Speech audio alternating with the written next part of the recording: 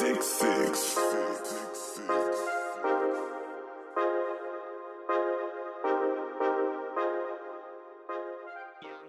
In it, working them out. I'm sick, plus they fear when I'm verbally bout. I take trips, blurred urban and south, where they rock teeth that if you pawn them, you can purchase a house. And there's not a lot of shit. Better believe, if I say a word, you gon' hear clip spark with it, or choke you till your face so blue. When I look in your eye, I'ma see Snoop Crip walk in it, kick you till your face got dip marks in it, and take the keys to your wheel and then dip off in it. Maurice Dante Poinsett, aka Spittage, born December 23rd, 1983. He represented the Hollow, which is a section in Germantown. He was known for his charisma, his curly hair, and being one of the hottest rappers in the city of Philly. Spittage always spoke highly of his father. His pops was also a legend in the city. He went by the name DJ Mike. He was killed in a car accident. Spittage took his rap career very serious to the point where his mom would say he would be in his room for hours playing the same beat over and over. Then he would come downstairs and ask his mom to listen to the raps that he just wrote. One day, Spittage went to Club Flow. Club Flow was a club where all the rappers from the city, the DVD era, they would all go to and they would battle for hours and hours. So Spittage pulls up to Club Flow and the battle champion happened to be there. Spittage would then come to realize that the person that was the battle rap champion was Tech 9. Spittage and Tech 9 began to battle. They went verse for verse, round for round, and Spittage ended up taking the W. After Spittage took the win, he told Tech 9 instead of them battling each other, maybe they should become a group and battle other people. Tech 9 is also from the Hollow, so they represented Wayne Ave heavy. As y'all heard, in Tech 9 battles, he will always shout out Spittage and he would always say Wayne Ave. Wayne Ave is Wayne Ave. Wayne Ave is the main avenue that cuts through the whole Hollow. The Hollow was always known for getting money, heavy dice games, basketball tournaments, and having some of the most legendary boxers that fought at the Happy Hollow Gym. Early 2000s, majority of the rappers from the DVD era was only good at freestyling, but Spittage could make real tracks for women, clubs, and music that could just get you in a good mood. He got his rap name because people said once he start rapping, he would just keep spitting bar after bar after bar. That's how he earned the name Spittage. During the rise of Spittage, the major figures had the city on smash and then became state property, and we can't forget Philly Most Wanted. Spado from the major figures recognized his talent and took him under the wing. Spado was back and forth from Nicetown in the Hollow, so Spado takes Spittage under the wing. And during this time, major figures and state property was going back and forth. Then all of a sudden, Spittage drops a diss track going off on the Young Guns, mainly Young Chris. He went off on them, and the whole city was riding around listening to this. It was a big thing because you had Young Chris and then you had Neef. They was representing state property, and then you had Spittage who was representing the major figures. It was a big thing to be in the major figures back then, just like it was big to be with state property. So the streets of Philly had a lot of entertainment. I'm talking about everybody was riding around listening to that Spittage diss track. After the Spittage diss track, people wanted more from Spittage.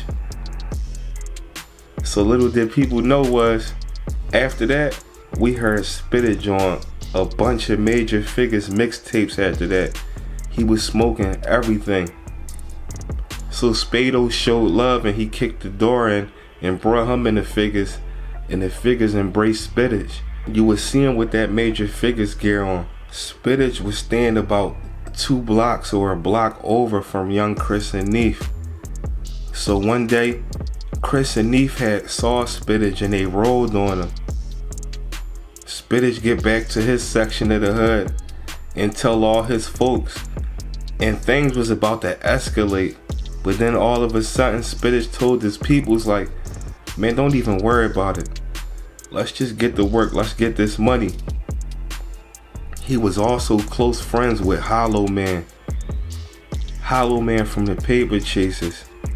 He would pull up the Hollow Man block and spit about 100 raps, to the point even Hollow Man said he'd come there early in the morning, all times of the day. Times when Hollow Man don't even feel like rapping, and he would just go off, and he would get Hollow Man in the mode to start spitting, cause he really had that type of impact on people. And then time goes on, and Spittage lands a deal with Stargate Entertainment.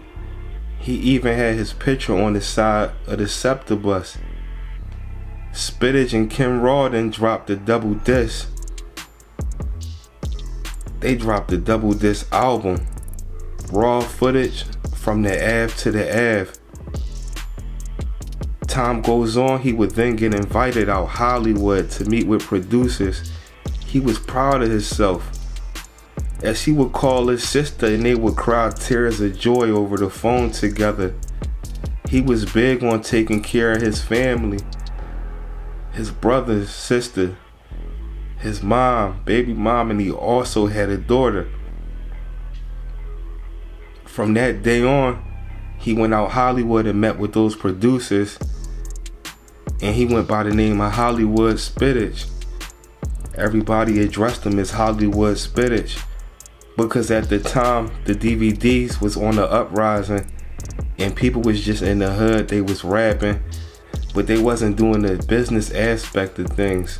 Spittage was one of the first guys that was really going out to Hollywood, really got offered deals, really sat at those business tables, really went to those meetings. Remind you, like I said, he was making songs for clubs and things of that nature. And if we really look at it, this was the recipe also that Meek Mill used. But Spittage was already known and well known beast before Meek Mill appeared on the scene. Meek Mill appeared on the scene, I want to say around 06, end of 05. Before those years, people heard about Meek Mill, mainly South Philly really knew about Meek, because that's when Meek really became like a real spitter. But he wasn't publicly known how Spittage was. Spittage was known since like 01, 02.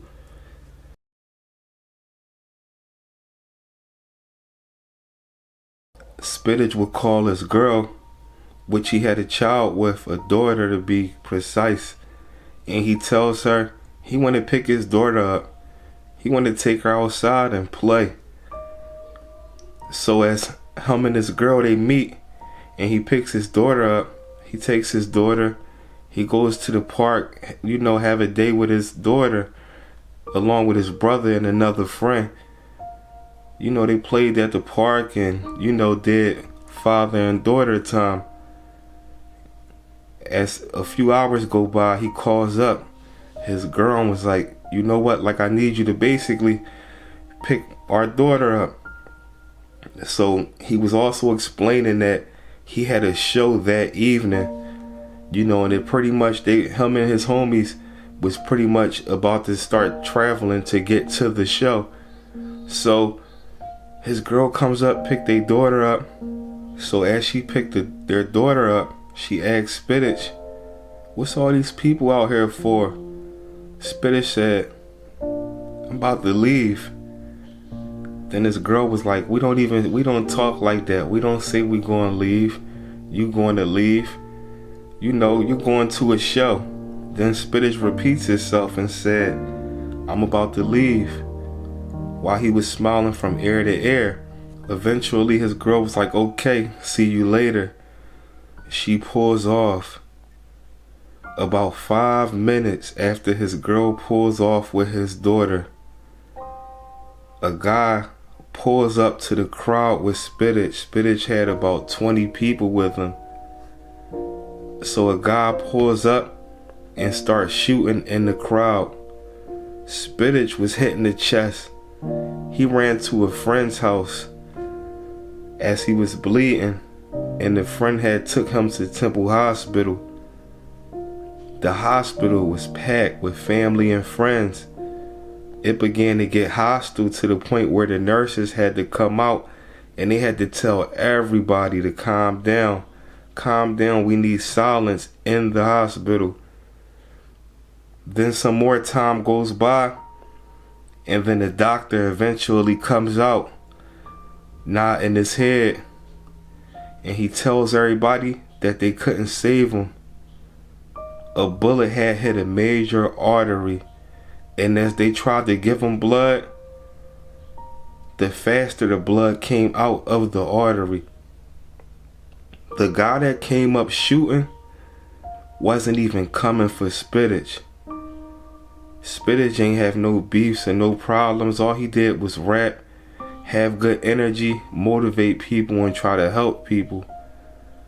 The shooter came up and was trying to target somebody that was in his entourage. Remind you, when you have somebody like Spittage, you know, rappers or popular people, period, sometimes when they go to places, they can have 40 homies with them. They might know them all, but they don't get involved in what everybody have individually. You know, people have all different things going on in life. And sometimes a person that person might love, I'm not saying that was Spittage case, but sometimes one of your homies might have a homie with them. They might have a cousin with them. And then everybody just roll out together. But the person that was coming there definitely wasn't coming to shoot Spittage. It just so happened Spittage got shot. Where Spittage got shot at on Wayne Ave was the same exact place where we seen one of his legendary freestyles that took off when he was out there with the fitted hat, and you know, he had his homies out there. That's the middle of the hollow right there. That particular strip, that's Wayne and Seymour. So after this took place, the city of Philly was devastated after Spittage passing. He died only a month after his birthday, and he was only 22 if I'm not mistaken. When Spittage funeral came, people from all over packed the church. Outside the church was filled. Inside the church was filled. He was loved by everyone. And to this day, Spittage's name is still mentioned in the streets of Philly as one of the greatest. And he will always be remembered in love. Rest in peace to Spittage, a legend that was ahead of his time. And this SV Twiz, the hood blogger, y'all know how I carry it. Shout out to everybody. Stay safe out there. And let's stop the senseless violence, y'all. We gotta do better, man. We gotta do better.